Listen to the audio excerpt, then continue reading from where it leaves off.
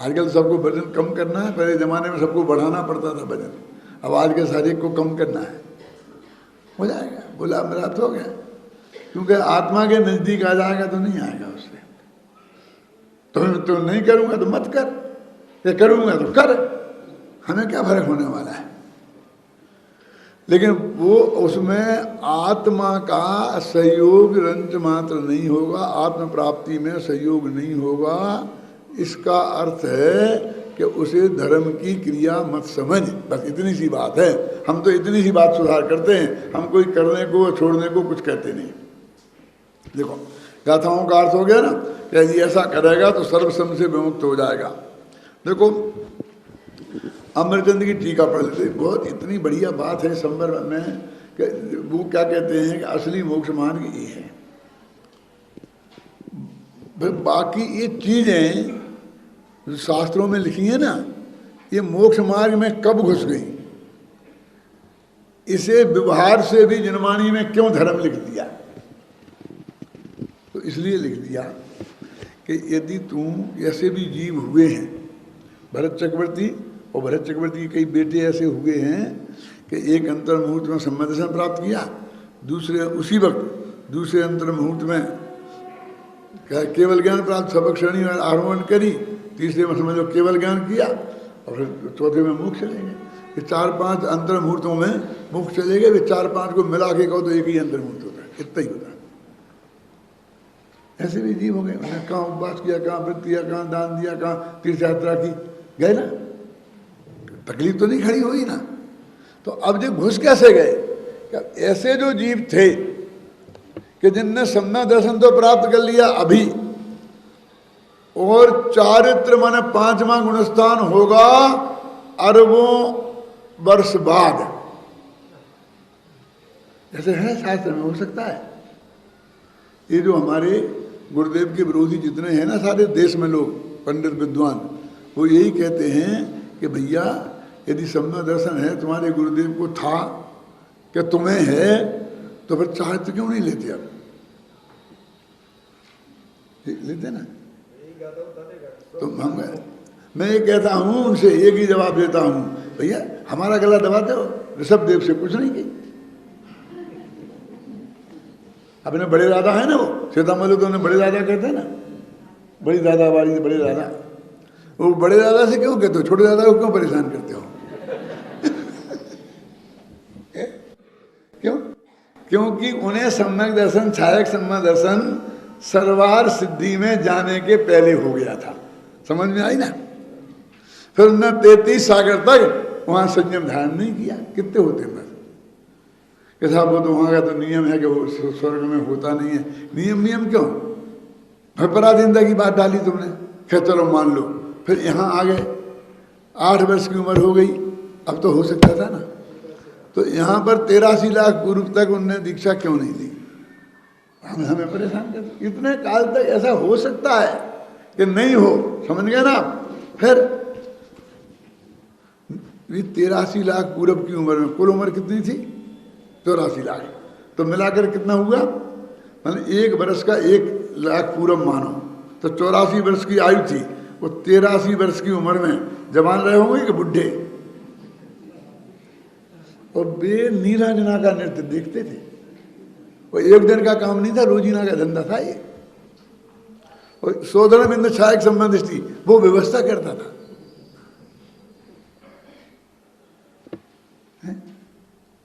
हम टीवी पर समाचार सुन लें तो तुम तुम्हारी जान खाने को तैयार हो। महाभारत देख लें, रामायण देख लें, क्यों मैना सुंदरी नाटक देख लें तो हम पापी हो। ये तो चित्र है भाई साहब, वो तो साक्षात नीलांजना थी। इसलिए मैं ये नहीं कहना चाहता हूं कि सब नीलांजनाओं का नृत्य देखा करें। मैं तो ये कहना चाहता हूं कि ये ऐसा नियम नहीं है भाई साहब कि श्रद्धा सुधर जाए तो एक क्षण में भी जीवन सुधर जाए और लाखों वर्ष तक न सुधरे। समझ गए ना।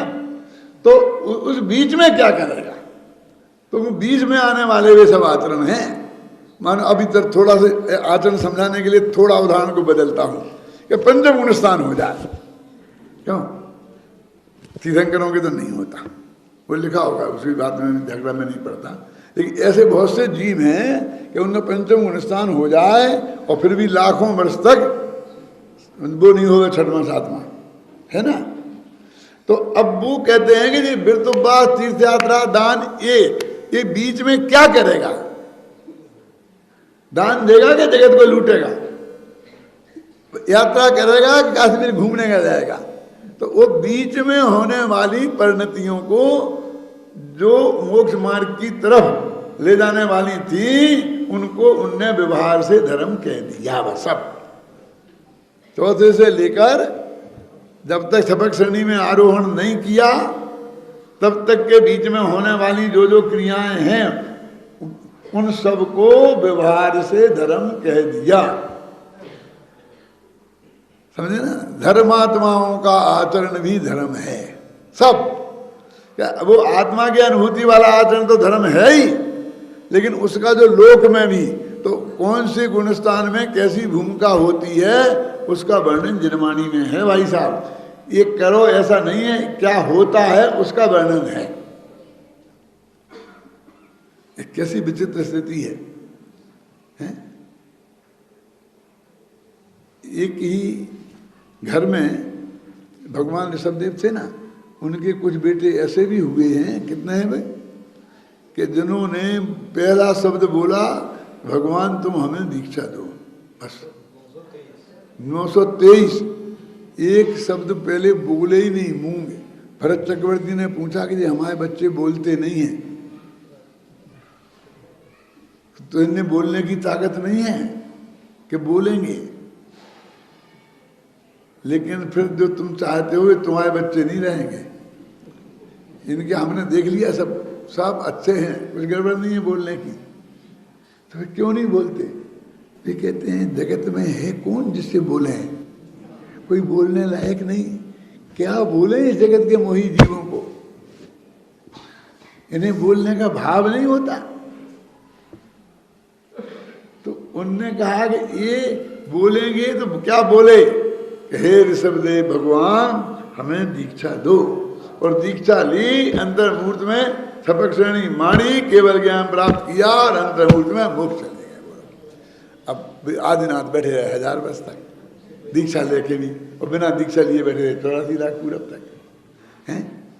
और भरत चक्रवर्ती 96,000 चक्रवर्ती बने रहे, और दादाजी चाचा जी 1 साल तक खड़े रहे ध्यान में, और कुछ नहीं भाव।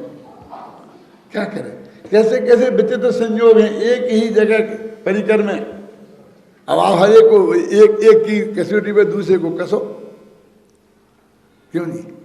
हमने तो वीतराग भाव से ऋषभदेव, बाहुबली, भरत और ऋषभसेन चारों की मूर्तियां मंदिरों में लगाई और नमस्कार करके पूजा पाठ हम उनका करते हैं। हमने उनमें कोई भेद नहीं डाला। इनने एक उपवास नहीं किया, इनकी छुट्टी करो। भरत चक्रवर्ती को नहीं माने, क्यों हैं? इनने भाइयों के साथ ऐसा किया था, इनकी छुट्टी करो, कुछ नहीं। ऋषभदेव ने क्या किया था, ऋषभसेन ने क्या किया था।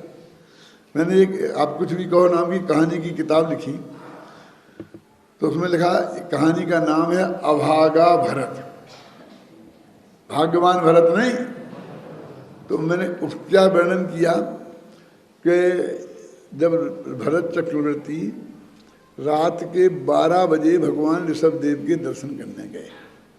कौन जाएगा रात के 12 बजे? खूब भक्ति होगी जिसके अंदर, जिसे दिन में फुर्सत नहीं मिलती, वो जाएगा। क्यों?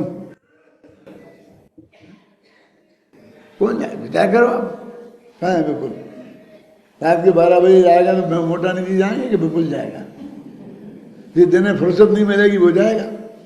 इतना काम के दिन में फुर्सत ही नहीं मिली, तो रात के 12 बजे पहुंचे। तो भगवान की दिव्य ध्वनि करने लगी। क्या हुआ? भगवान की दिव्य ध्वनि रात में खिड़ती नहीं है, लेकिन खिलने लगी। गजब हो गया, गजब हो गया। हम तो समझते थे ये वीतराग हैं।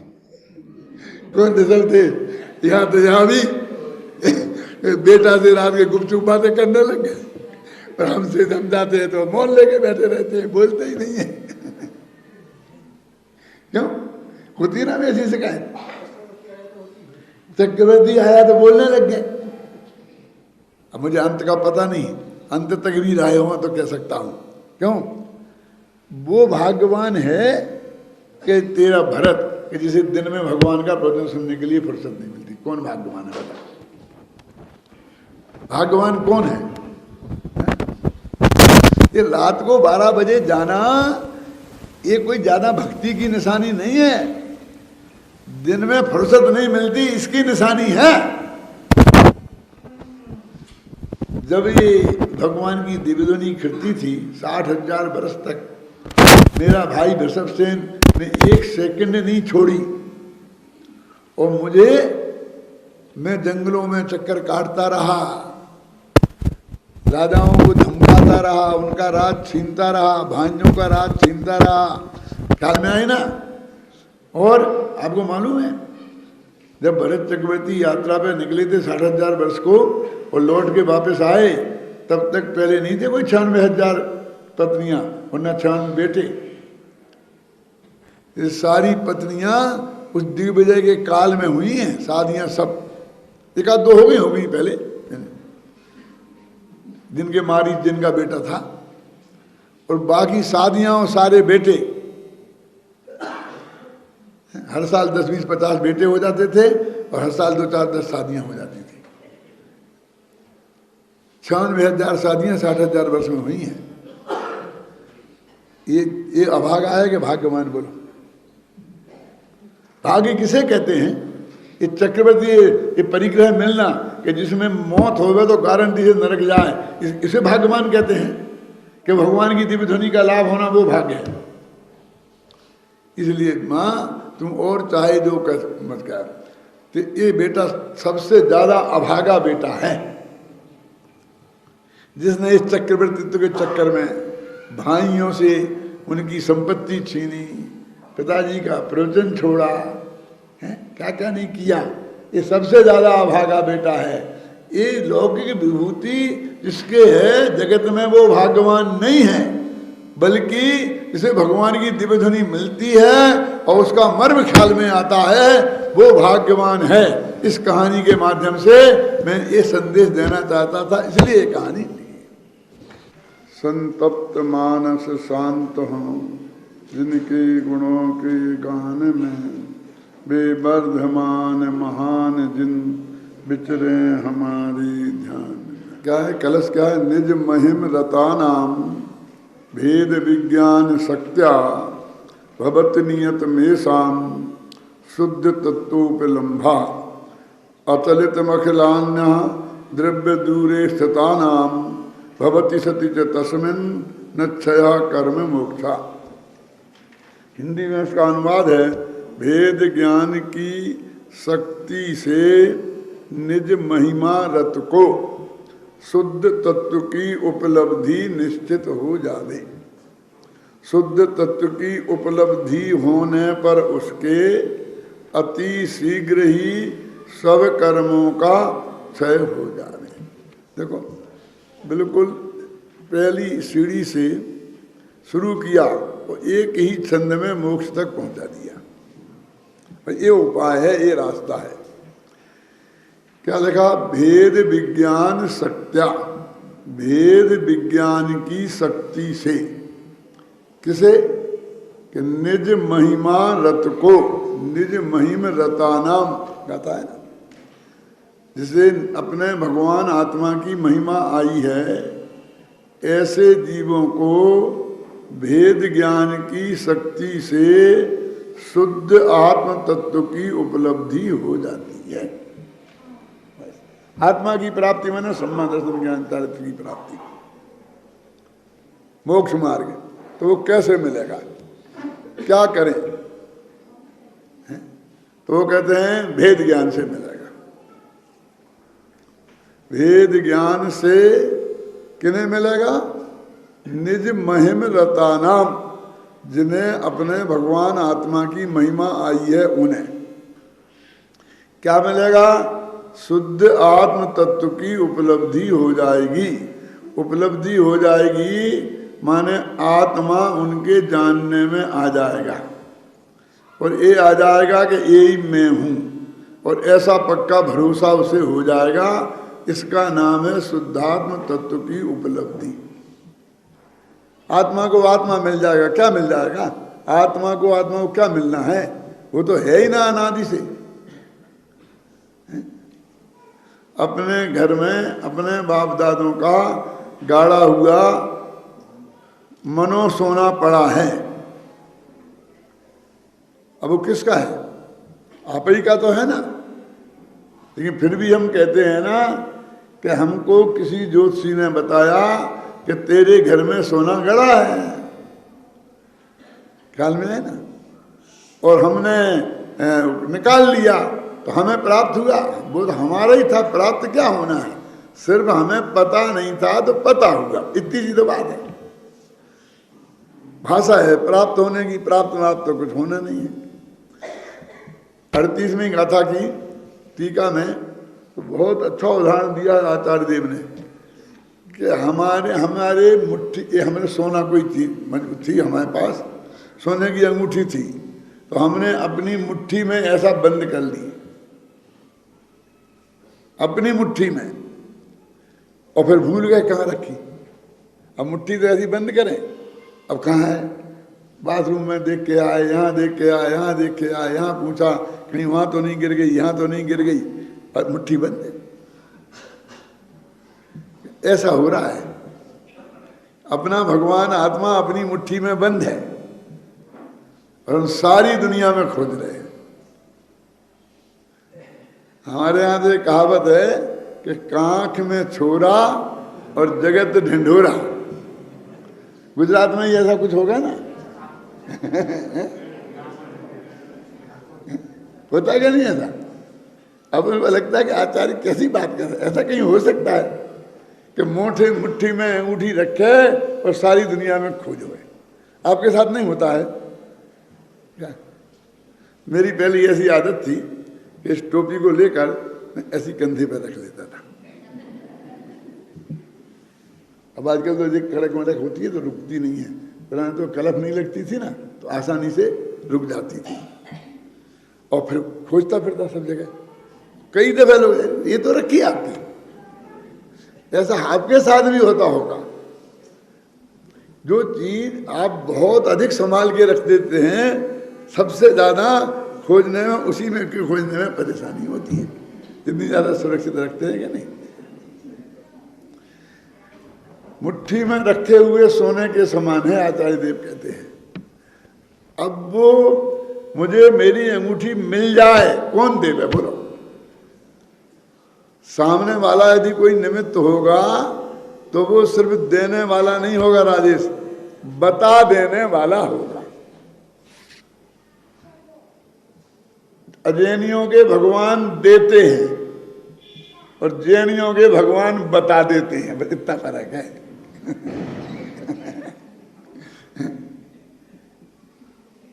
अभी बोल रहा था ना, प्रवचन कर रहा था ना, अनिल कहाँ चला गया? प्रवचन कर रहा था, बोल रहा था कि कितना बड़ा झूठ चलता है कि सारा जगत को बनाने वाला कोई है ना? इतना बड़ा झूठ।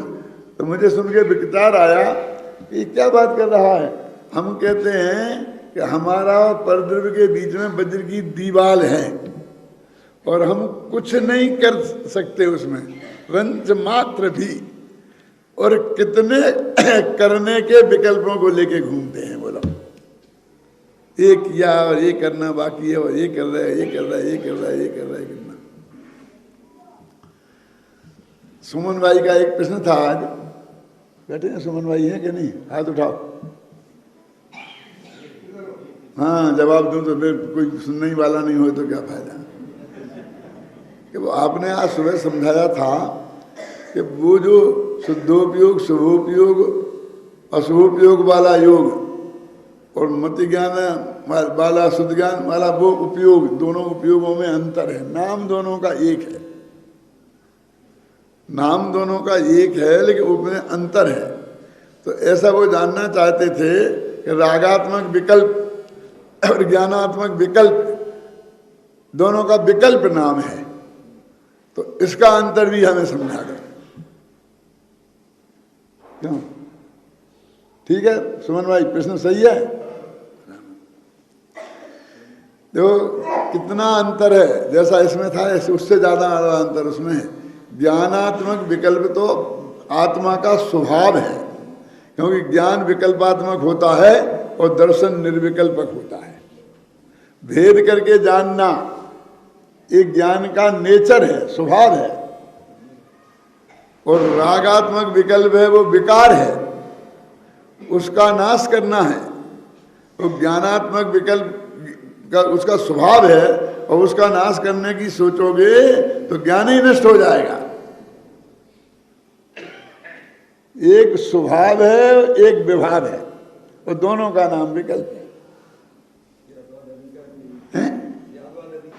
साधवाद अधिकार में ये बात बताई है ना। ये जो सारा वर्णन आता है ज्ञान के मामले में, वो तो ये समझाने के लिए आता है कि ज्ञेय से ज्ञान की उत्पत्ति नहीं होती। ज्ञेय का ज्ञान को जानने में कोई सहयोग नहीं है। भाई इतनी सी बात है जिसमें हमारे पंडित गोता खाते रहते हैं और बहस करते रहते हैं। इतनी सी बात है रमेश भाई, ये रूमाल है बस। अरे रूमाल को मैंने जाना, इसमें कोई किसी को विरोध नहीं है। अब कोई क्या मानता है कि रूमाल है इसलिए मुझे रूमाल का ज्ञान हुआ। यदि रूमाल नहीं होता तो मुझे रूमाल का ज्ञान नहीं होता। इसका मतलब रूमाल से रूमाल के ज्ञान की उत्पत्ति होती है। ऐसा बौद्ध मानते हैं, जैन दर्शन नहीं मानता है। जैनी क्या कहते हैं कि एक ज्ञेय से ज्ञान की उत्पत्ति नहीं होती। ज्ञान इसे जानता तो है, लेकिन उसके जानने में इस रूमाल का कोई सहयोग नहीं है। तो रूमाल के बिना रूमाल का ज्ञान हो जाएगा? बोलो बोलो मोटा नहीं हो जाता है ना। कि जब मैं प्रवचन कर रहा होता हूं और जेब में हाथ डालता हूं तो रूमाल नहीं है। तो रूमाल तो नहीं है ना, और रूमाल का ज्ञान तो हो रहा है। रूमाल नहीं है, ये भी तो रूमाल ही का ज्ञान है ना। वो रूमाल नाम का पदार्थ मेरे ज्ञान में गेय में बन रहा है और वो सामने ज्ञान के गेय में नहीं है, तो बिना रूमाल के रूमाल का ज्ञान हो गया ना। ज्ञान में इतनी भी पराधीनता नहीं है कि जिस गेय को वो जाने कम से कम उस गेय का सहयोग माने। तुम्हें उसके प्रेशर में आने की जरूरत नहीं है, थोड़ा इस रूमाल का उपकार मानने की जरूरत नहीं है। क्यों? क्योंकि हम रूमाल नहीं होता तो हम रूमाल को जानते कैसे? क्यों? जैसे मरीज है तो डॉक्टर आए, उनका इलाज किया इसलिए वो डॉक्टर है, तो उसे डॉक्टरी का ज्ञान मरीज से हुआ। कहते ये बात नहीं है, वो मरीज नहीं आया तब भी डॉक्टर है। ख्याल नहीं ना? इसलिए वो कह रहे हैं कि ज्ञेय से ज्ञान की उत्पत्ति होती, हम तो इसका निषेध करते हैं। और ज्ञान को ज्ञेय के आकार में बदलना पड़ता है, तो ये भी पराधीनता ज्ञेय की हो गई है। तो कहते ये भी सही नहीं है। ज्ञान के अंदर एक अलग आकार बनता है। अपना फोटो दर्पण में जाए तो अपना थोड़ा हिस्सा दर्पण में जाने हो तब वो दर्पण में झलकेगा, ऐसा कुछ भी नहीं है। अपना रंच मात्र भी हिस्सा उसमें नहीं जाए और वो आकार जो दर्पण में बनेगा वो दर्पण की पर्याय है, तुम्हारा कुछ नहीं। ज्ञान में जो ज्ञेय का आकार बनता है वो ज्ञान की रचना है, उसमें ज्ञान का संज्ञा, इसका नाम है तदाकार। और तदुत्पत्ति, इससे उत्पत्ति नहीं होती तो इसके ज्ञान इसको, और ज्ञान ज्ञेय को जानता है कि अपने आत्मा को जानता है। तो कहते हैं कि ज्ञान तो आत्मा में जानने में आया, जो आत्मा की ज्ञान पर्याय में आत्मा ने जाना, उसी पर्याय को निश्चय से आत्मा जानता है। ये बताने के लिए ये बात, इसका संबंध हमने बताया। बस ये सिर्फ हमारे जानने में आया, इसकी पराधीनता हमको कुछ रंच मात्र भी नहीं है।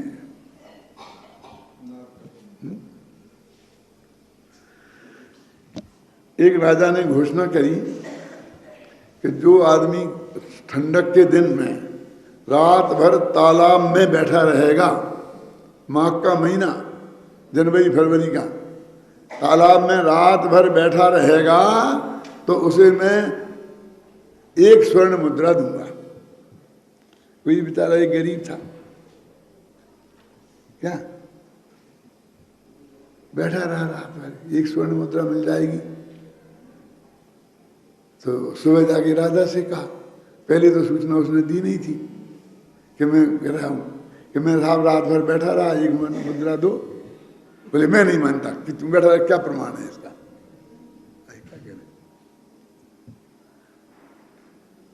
तो उसने कहा साहब जो आपके किले पे दीपक जल रहा था ना, मैं उसे बराबर रात भर देखता रहा और रात के 2 बजे वो बुझ गया था, तो आपके चौकीदार ने आकर के उसे जलाया था, वो भी मैंने देखा था।